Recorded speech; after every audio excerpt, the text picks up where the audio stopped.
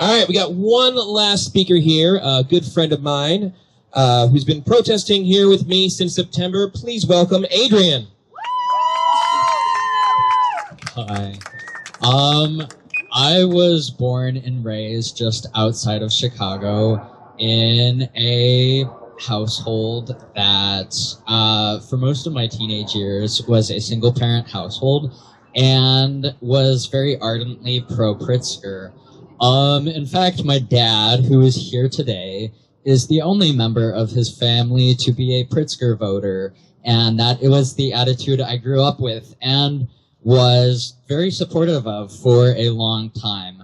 But in the recent Democratic primary, I did not vote for Pritzker, and I never will unless I see him put his money where his mouth is, and stop materially supporting ICE.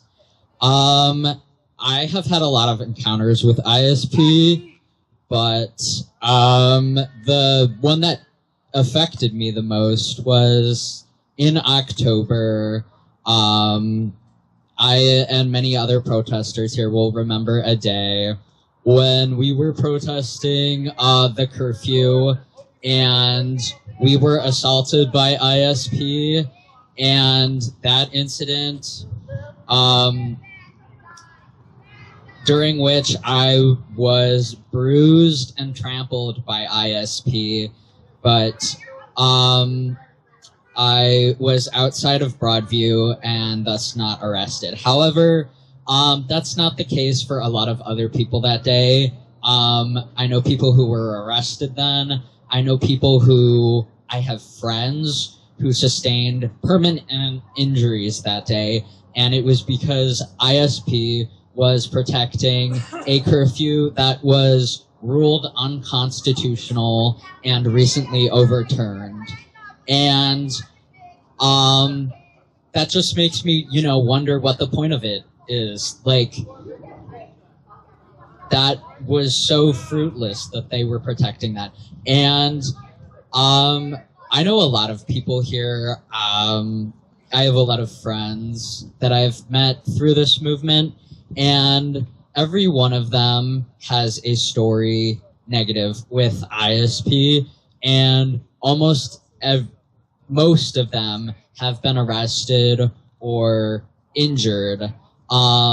I work at a local small business. My employer was here today. She actually spoke, and she was injured by ISP and arrested also.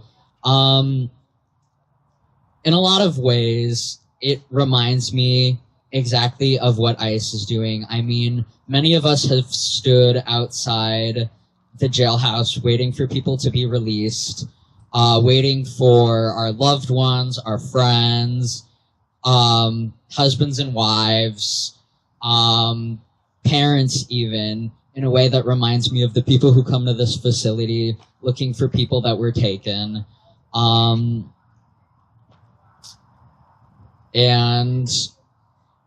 yeah, it feels like Pritzker wants to be able to say that ICE doesn't brutalize protesters in his state by having that violence done by ISP, and that doesn't make the violence not exist. It just makes Pritzker responsible for it.